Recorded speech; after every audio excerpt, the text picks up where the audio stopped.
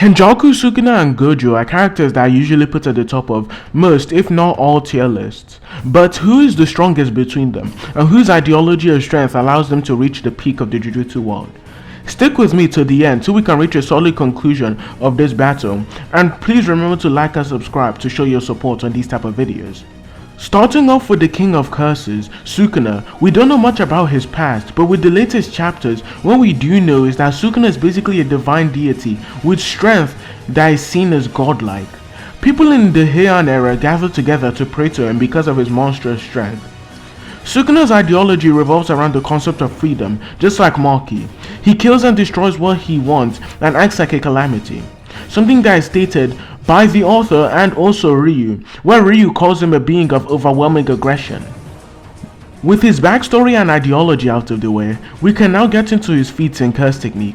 Sukuna in this versus battle without access to 20 fingers of his strength and Megumi's body, so keep that in mind as we continue. Sukuna has access to powerful techniques such as Dismantle, which is an invisible blade that cuts through his opponents with ease, quite often catching them off guard, and Cleave, which is not only invisible but is able to adapt to the toughness and cursed energy of his opponent, allowing him to take them down in one fell swoop. In terms of physicals, Sukuna, while holding back, is able to fend off not only Maki and Yuji at the same time, two opponents who should be reaching the top tiers in terms of physical stats. We see that he's able to block both of them easily and continuously clash with Maki. Many people may ask why I think that he's holding back against them, and the reasoning is Sukuna is able to keep up with Maki before and after she states she's going to speed up things, implying he isn't taking them seriously. Right after his fight against Maki, Sukuna proceeds to single-handedly destroy every single Yuta of a hype narrative by perception blitzing Ryu in the most casual way possible. This is the same Ryu that was boxing with not only Yuta but also Rika at the same time. Many people may try to argue and cope that Yuta was holding back against Ryu, however nothing implies this. After making a beeline to Yorozu's location, they both engage in combat, and though Yorozu has the upper hand initially, Sukuna quickly begins to burst out multiple Shikigami. We see his divine dogs are absolutely massive compared to the ones Megumi used, and not only is Sukuna able to maximize how effective the 10 Shadows technique is with his raw C output alone, but we also know that he's constantly manipulating their shape and size, making them harder to exercise. Sukuna reveals multiple Shikigami such as the Madoka Deer, or Round Deer as Viz likes to call her. This Shikigami can nullify cursed energy within techniques. This would allow it to even bypass things like Gojo's Limitless. He also has access to things like Piercing Bow, which gains strength the more distance it travels. It's also able to damage people like Yorozu whenever she's in her insect armor. This is the same Yorozu that can take on the 5 Void Generals at the same time, who should scale to Uro and her group. What really sets him apart from all the other combatants bar Kenjaku is his domain. His domain allows him to continuously hit his opponents with Cleave and Dismantle. It covers a massive distance in terms of range and is called Divine not only by the author but also Tengen, who is the top barrier user within JJK. We also know he has access to Mahoraga, and I don't think I need to explain what it does, seeing as I already made a video on it. But a brief explanation is that it allows him to adapt to any and all phenomenon, and in the recent chapter it also one-shots Yorozu. Sukuna of all can be argued to be the peak of the verse, with multiple statements all leading to one common conclusion, that in the Heian era, to reach the height of the Jujutsu world and far surpassing both sorcerers and curses, you need to become a calamity just like Sukuna did. Segueing on to the second antagonist within this versus battle, Kenjaku. His physical feats have been shown far more than Sukuna's have, and though he did not go all out in these fights, it still gives us some form of basis on his strength. Kenjaku is easily able to block and dodge piercing blood attacks from Choso, putting him at Mark 28 casually, and he's easily able to manhandle the grade 1 sorcerer with relative ease.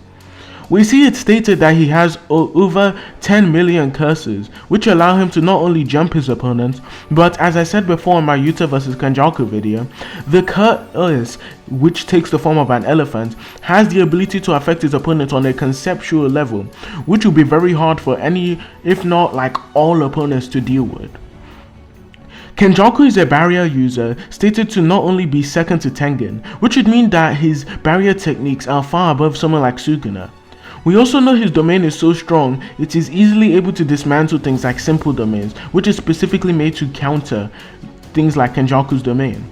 Kenjaku has access to Mahito's idol transfiguration, which allows him to modify the souls of the people he is fighting. He also has access to cursed spirit manipulation, and as I have covered before, he's just able to jump his opponents. And the gravity technique, which allows him to easily crush both Yuki and Choso without much resistance or effort. In his fight against Yuki, not only does he tank Yuki's attack straight to the face, which ignore concepts, but he's also able to take Yuki and Choso at the same time, even when Garuda is weighing him down. So Kenjaku should be an absolute monster in terms of physical stats, especially speed. And finally, the strongest, Gojo Satoru.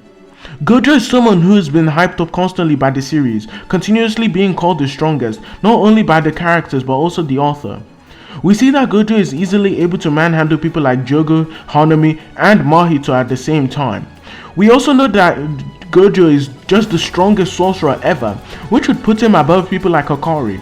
And Hikari has a pretty busted speed feat, where he's easily able to dodge Kashima's lightning at extremely close range.